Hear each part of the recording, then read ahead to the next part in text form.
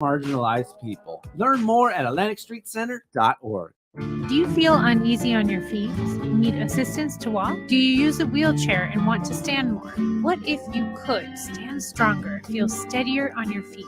What would this mean for your daily life? Join our dance-based walking program to improve balance, coordination, strength, and stamina. Wednesdays in July and August at 2 p.m. at the iconic Columbia City Theater in partnership with Rainier Avenue Radio and Hugs and Power Nonprofit. Walkers, wheelchairs, and canes welcome. If you can stand and bear weight for even just 5 seconds, come dance to walk with Tango Stride. Different rules apply when it gets this late, you know what I mean? It's like after hours. Whatever gets you through the night, it's all right.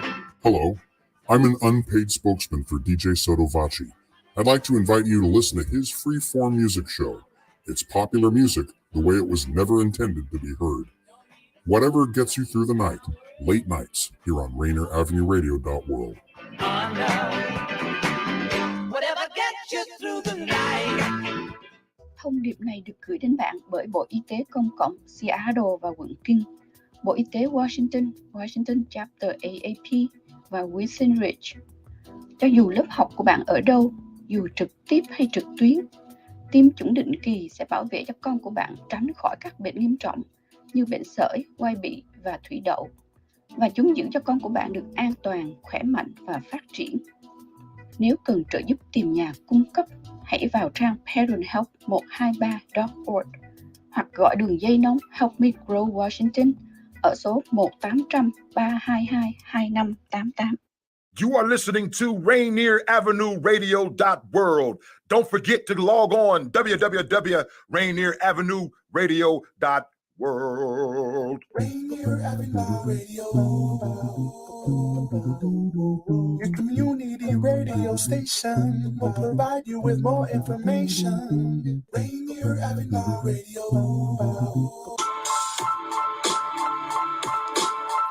Welcome to Rainier Avenue Radio. This is Afternoons with Monique, recording live in Seattle, Washington, every Thursday at 1 p.m.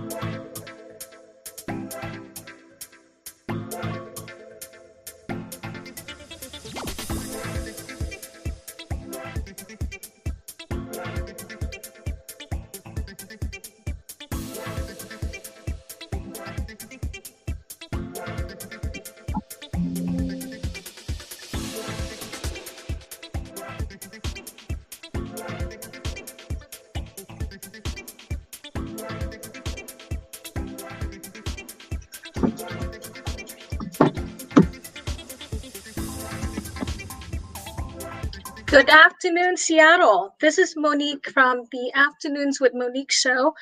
You're on Rainier Avenue Radio. Today, I have the pleasure of welcoming to Afternoons with Monique, one of our community accomplished entrepreneur.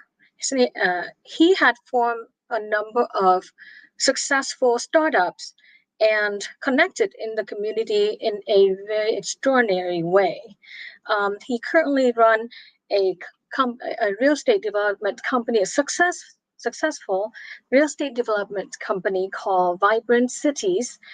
Previously, he founded a company called Avidian Technologies, CEO and co-founder at Solterra Cities, and he had been named a winner of 40 Under 40 by Puget Sound journals.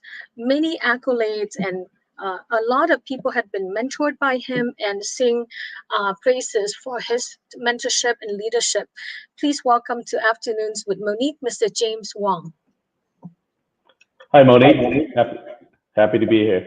It's a pleasure. I cannot help but being so impressed with the other things that you were able to accomplish in your last 50 years of life. Well, Really?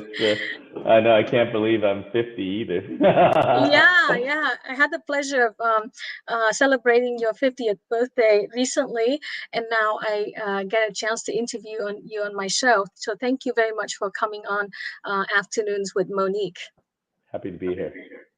So let's first start with a little background, and then we'll get into some of the exciting projects that you are currently working on.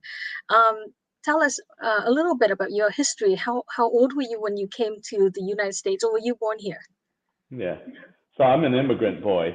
I was born in China and came to America when I was 8 years old. Oh, wow. And yeah, we first moved to Hawaii for a couple of years, and then moved to Seattle at 10 years old, and Seattle's been home since. I see. Did you come from a big family? No. So my dad left my mom and I when I was 2 years old. Oh. He snuck out of the country so that to Mhm. provide a better life for my mom and I. And Right. for me, I asked my mom this, so we didn't see or talk to my dad, and he left when I was 2. We didn't see or talk to him until I was 8 years old. So they Mhm. just sent letters to each other. And so I Oh. asked my mom, I was like, hey, mom, were you afraid, were you afraid of dad, going away for so long? Were you, thinking you ever see him again or, reconnect? And she goes, you know what? During those times in the 70s, you don't really think about those things. You're just thinking about survival. And you're thinking Right. about, how to put food on the table. And so for me, today, people ask, hey, James, why did you immigrate from China to America? Well, we immigrated because we had no food. Right? We grew up that way, and we're when we first came to America, we actually lived in a congregate housing, shared. We lived in a couple rooms that were in a house, and we shared bathrooms, shared kitchen. But Right. we were so happy because we had a refrigerator, we had washing machine, Right. and Microwave. yeah. Well, I don't know if they had microwaves back then. That was 1980. So Really? Wow. yeah, but we were in a shared bathroom with other people, but I didn't know any better, and I thought it was amazing. Right. Ignorance is bliss, they say, right? Yeah. But at the same time, we didn't have much. I as an immigrant myself, I totally know what you're saying. We appreciate every little thing that we eat, even now. Sometimes I look at some of the conveniences that we get here. I was like, it's just amazing how things have changed, and cannot imagine what life would be like for you or for me if we were still back in Asia and struggling, to try to accomplish and make a name for ourselves. How many opportunities we would have missed here, right? That's right. We're very blessed. I mean, we're truly blessed to live in America and to have the opportunities that we have. I tell my children that all the time. And how big is your family? Did you ever reunited with your father? So yeah, so it was just my mom and I. I remember getting on the plane, and first time ever, right, on the plane at 8 years old, super excited to Right. land in America. And I remember when we land, I was getting off the plane. At that time in 1980, people could meet you right off the plane gate, right? Out And in the so tarmac. exactly. And so I was holding my mom's hand, and I remember my mom saying to me, hey, Gyusen Baba, or call him Daddy Baba. And I looked up, I go, Baba, but I've never ever remember talking to him or, having any conversations with him. So that was my first encounter with my dad. Oh wow. And so Okay. I'll tell you a funny story though. My dad picked us up. We went to dim sum with a bunch of his friends, right after that. And then we went back home. And when we got back home, my parents said, go play outside. I was like, we just got here. I don't want to play outside, right? I mean, there's a new place. I don't even know it. It's in America. But they said, no, go play outside. Mhm. And 9 months later, or 10 months later, my sister was born. So you have one sibling. You have one sister. Yes, yeah, I have a younger sister. Yes. Oh wow, okay. And then I had the opportunity to read some of the recommend endorsements on LinkedIn that you got. Boy, I have read some endorsement, but some of the people I know to be high quality people in the States had written some very lovely words for you. Dan Price over at Gravity. And I saw our common friends, James Kim. He's an attorney now. So James Lee, sorry. So yeah, and he's a pretty smart boy. So definitely you have earned some respect from many of the leaders in the community. And you mentor young professionals and business Yeah. entrepreneurs. Yeah, I mean, I'm grateful to be able to do all of that. However, I always see myself as that, ghetto boy from Beacon Hill. I don't think I can ever shake it, right? I'm this immigrant boy that just, kind of struggle. I mean, we lived on food stamps, we lived in the projects, and, my dad worked at a Chinese restaurant and my mom worked as a seamstress, and we felt a, good American life. And Right. they work hard and, they own their own house. However, I've never, saw myself as anything other than that poor immigrant boy trying to make it. And that's kind of why, maybe I'm building a couple buildings in Chinatown International District. Right now, my office is in Chinatown, what you see behind me. It's in Chinatown, and we're 4 generations in Seattle's Chinatown International District. My grandparents lived here, my dad worked here, I work here, and my son works here, and he in Chinatown. Well, actually, my son works in our company. I'm grateful he joined, and he also lives in, owns a condo in Chinatown. So this is our home. This is, where we belong and we are. So. That's wonderful. I know that you have been a part of what does EO stand for? Executive organization or entrepreneurs organization? Yes. Right. Tell us about that. I know that that's an accredited or a credible business organization that the owners of companies could join. But what are the criteria to join? Sure. So there's three organizations I can say, right, that I've been a part of, and it's been super important part of my life. Okay. The first one is a church. I'm a Christian. I grew up. I wasn't a Christian. I grew up in China. I guess really not much faith, but we self-proclaim as a Buddhist.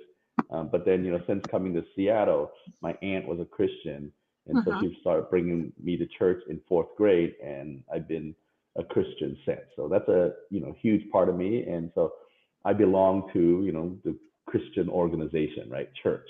The second one is a entrepreneurs organization.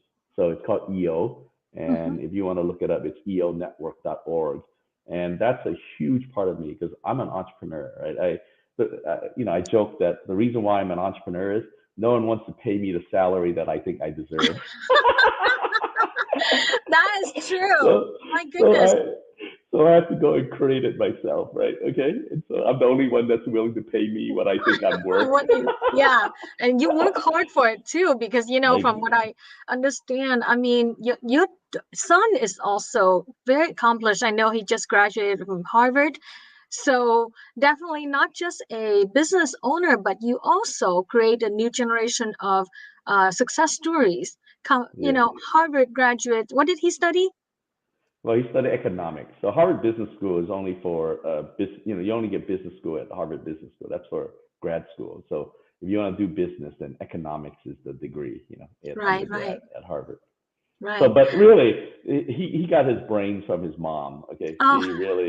She really is an amazing mother. She's an amazing wife, and I'm grateful that we have such a great family. I have, my second son and then my 3rd daughter, and so I feel very blessed. Excuse me. I feel very blessed with amazing family. But getting back to EO, right? And so I'm an entrepreneur by heart. I kind of, I worked for a large company right after college, and it was amazing experience. I value that. I worked for one of the large accounting consulting firms, for that. And then I came out to start my own business at the age of 24. So at 24, I said I was young, dumb, and broke. If I know what I know now, I would never have started that business. Okay. But I didn't know any better. And so we thought we were going to be the next Accenture or, PwC consulting. Anderson. I worked Yeah, I worked at one of those firms, right? And so we thought, well, we're going to be global. We're going to kick butt. And we didn't know any better. So we just, worked our butts off and worked really hard. And we built a multi-million-dollar business, and then we got acquired, And again, I didn't even know what selling a company was when I first started that. I just kind of, all I did was kind of made things up as we went along, and things kind of just worked out for us. So I feel very blessed that way. So You're just being very humble. I mean, I know entrepreneur because I am one, and it's hard work, but yet you give accolade to others. You gave it to your wife, how fortunate she is. And I also know, I happen to know that you're actually pretty damn smart. This is not new pure luck, because you were competitive with JK. Who's now going by his real name James, but we used to call him JK Lee. And he's a funny but very smart guy. And I know if you are competitive and you can beat him, or he can, the two of you are head to head with each other, you're pretty darn smart. So, I want the audience to know that you're just being humble right now. You actually know quite a bit, because you founded a very successful company called Avidian, who is now in its 21st year, over 20 years in operation. And it had won a number of titles and winning CRM award system. And, I actually don't know that much about CRM systems. I just know Salesforce is a big name. And they provide a lot of businesses with their service. So I want to know about that, because this is still in operation, and you are the CEO and co-founder of this. So what brought you to that? Well, I was, CEO and co-founder. I started that company in 2002 after I sold my first company, Foci Technologies. So I'm a business model guy, right? And so when I started my first company at 24, it was called Foci Technologies. I took the business model of Anderson, which is what I know, which is, billing by the hour.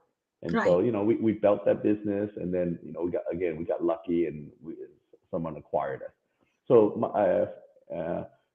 the time that I had to work for them to do my earn out, it was about 1.5 years. And so I worked for them, and I was thinking, okay, what do I want to do next? And so I knew I wanted to start another business. And the question was, what kind of business? So I thought, okay, well, I bill by the hour with Foci Technologies, and that was a consulting type business. The next business, I want to create a software business where I can bill one and sell many. And so that was kind of the concept, right? Okay, create a software, and for me to go and have activation codes is a lot easier than billing by the hour. But you got to create the product so that something that people want to buy. So for that business, we had some scale, and we were able to build it. Now I've sold it several years ago, so that I can I'm no longer involved in that business. It's run by I sold it to a good friend of mine, and he's doing well as a CEO of that business. But for me, my next business was, I want to think about it was the real estate business, and that's where I'm the co-founder and CEO of Vibrant Cities. My two other co-founders, Ming Feng and Pui Lam, they're amazing friends, and we get to build something great together. But what I like about the real estate business compared to, say, the software business is, in software, it's an innovation game. You're always, you always have to be innovating, or you die. You get left behind, right? That's right. Okay. Even like Facebook, with its massive amounts of billions of users, they could get their shorts eaten by a company like TikTok. Okay, that can attract and take away their business, right? And so, and Google, somebody come up with a better algorithm, maybe bam, they lose, right? So that's tech business. The real estate business, what I like about it is, well, in tech, one of the biggest things that has happened to tech is they believe in recurring revenue, like SaaS businesses. If you're familiar with SaaS businesses, they're all about recurring revenue, and people like that, right? So you're making money while you're sleeping. Well, you know what's one of the oldest recurring revenue business models? Financial services, because we bill every year. That's what I used to do. Evergreen income. Yeah, that's great, right? Financial services is great. Same thing with real estate. real estate is if you're in the real estate business, in the rental business, you're collecting rent. Okay? Oh. And so for me, it was about, okay, finding the business model where, hey, how can I make money while I'm still sleeping? That's kind of what I learned from my mentor, right? It's how do I go build a business that is still running and making money while I'm not working at it? Okay. And so now people say, oh, there's passive income. I'll tell you this though. Yes, it's kind of passive, but it's not totally passive. The reason is you always have to watch your money. If you don't watch your money, you don't watch your assets, okay, whoever you handle to manage it for you sometimes may not do as good job. They don't care as much as you can. Okay. So I own some of the best real estate in Seattle and Portland. That's the markets that we play in. And I'll tell you this, I still have to be active in managing it and not just be passive. Now, having said that, what I love about the real estate business is you can be a mediocre operator. Okay. Now in tech, you always have to be innovative, and you have to be super smart to go create something that people want, right? But for me, real estate is about the money is made at the purchase. If people say, well, what's the 3 most important things about real estate? Right? Okay. Location. Exactly. Okay. But a lot of people talk about that, but they're not willing to put their money where their mouth is.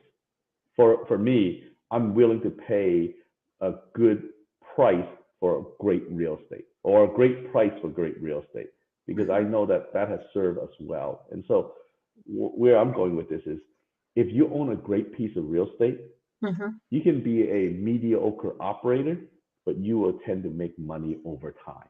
Versus you can't be a mediocre operator in tech and hope to make money over time. It's very competitive. Constant, exactly. It's always, now there's a lot of players.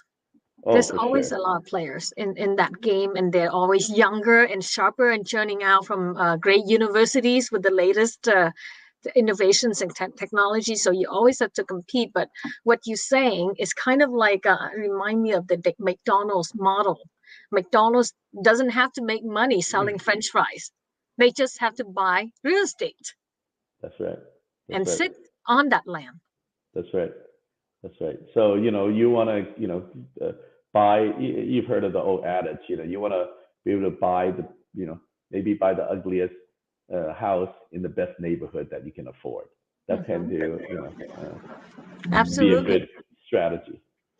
Now tell us about your latest exciting project that I heard, the second infinity pool in the Seattle area. Tell us about that. How did you come across that little morsel of a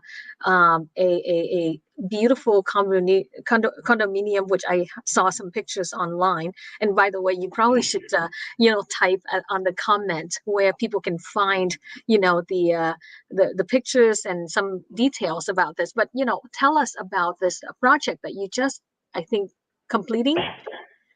Yeah, so happy to do it. So I, as a boy that grew up on Beacon Hill, I got bused over to West Seattle for my middle school and high school to, West Seattle, which is higher. During the time I went to middle school and high school, Seattle still had their busing system. And so we would go there, and, in middle school, after school, we would, go down to, I went to Madison Middle School, and then we would, go down to Alki Beach and walk around there, and excuse me, I would say, wow, these are amazing buildings. And that's all I could say. I could never have dreamt that I would be able to build one of these, okay, or own something like that. It's just like so out of my realm Such of a possibility.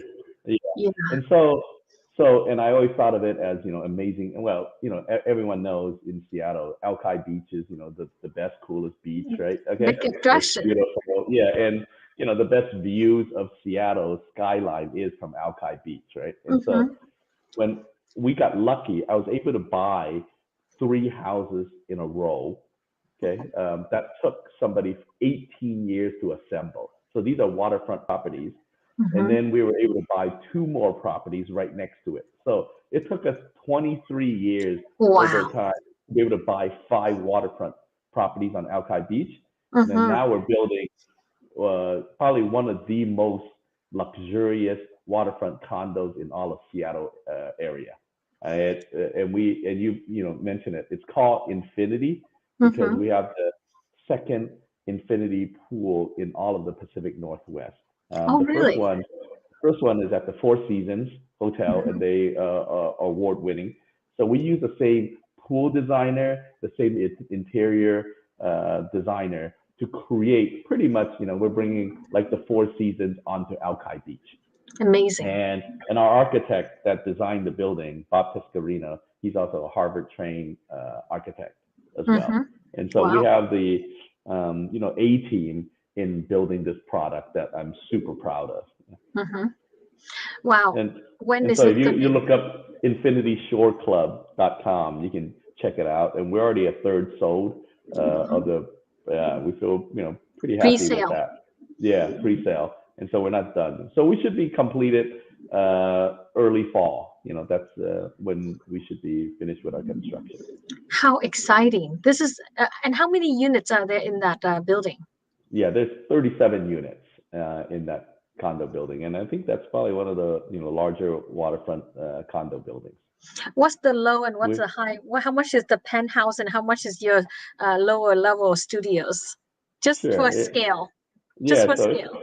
It starts at over $1 million to $5 To $5 $5 million. Okay. Yeah. Okay. So average is about $2 million. But so what for us is very important to build quality because for me this is like Seattle. I don't think Seattle is ready for a product like this, an ultra luxury product like this, maybe 10 years earlier. But today Seattle has grown into a world-class city, and we need a world-class product like this, right? And so if you look at other cities along the West Coast, say all the way from Vancouver to the Bay Area down to LA and Santa Barbara area, our prices are actually very inexpensive.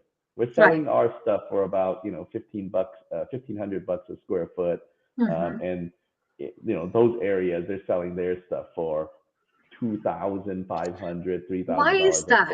I mean, you touch on a very interesting puzzle for my mind. New York, LA, San Francisco were able to sell such high per square footage, and Seattle just doesn't get that same fetch that same pricing, and that does not just affect real estate alone. In other fields like relationship consulting, other cities can charge clients $50,000 a head for the year worth of service, or 25, and nobody will blink. 100,000 service, but here we have to discount 50 to 70%. So why is that? I'll tell you why. Okay, it's because Seattle we're getting used to being a world-class city, right? In the last 10, 15 years, we're growing. Okay, thanks to Microsoft and especially Amazon. Okay, they have lifted Seattle to world-class status. I just want you to know, like our house pricing. I'll tell you this, like some of the most expensive cities in the world. You have Hong Kong, Singapore, London, New York, right? Okay, Madrid. Okay, you have some of these very expensive world-class cities. Well, I'll say 10 years ago, when they talk about world-class cities in America, maybe they talk about New York, San Francisco, LA, Chicago. Okay? Well, today, when they talk about world-class cities in America, they talk about New York, San Francisco, Seattle, and LA. We're included, right? In that language, whereas before we were not. And so what happens is, so now we're in world-class city status, but yet we're still very we're very provincial thinking. Okay, a lot of this, Seattle people, we're just homies, right? We're just like, we love Birkenstock. We wear, we're more Northwest casual. folks. Yes. Yeah, but look, as a world-class city, I'll tell you this. You know where our home prices in between? So as a world-class city, like as I told you, right? There's Singapore, there's Hong Kong, right? Okay, those expensive, Tokyo, New York, London. But in Seattle, our prices is in between Kuala Lumpur and Chile, San Diego. Oh, wow. Our price is in between those two cities. And Wow. so think about that, right? We should be, we're up there, maybe someday we'll be up there with Paris, with Shanghai, with, those other world-class cities in terms of pricing. So my thing too, when people ask me about, getting into real estate and stuff, I'm like, listen, if you can buy, Yeah. right? I don't know what's going to happen in the next, 2-3 years, right? I think, we might have But some long headwinds. term, it's Yeah, always going to in the be. next 10 to 15 years. Now, here's the thing. So in the next 10 to 15 years, real estate prices is going to rise. Now, the question is, why does real estate prices rise? What is the number one driver of real estate? Population, isn't it? Yeah, but from what though? Okay, population from job growth. Job growth is the number one driver of real estate values. And Seattle is one of the largest job growth cities in the world. We have a lot.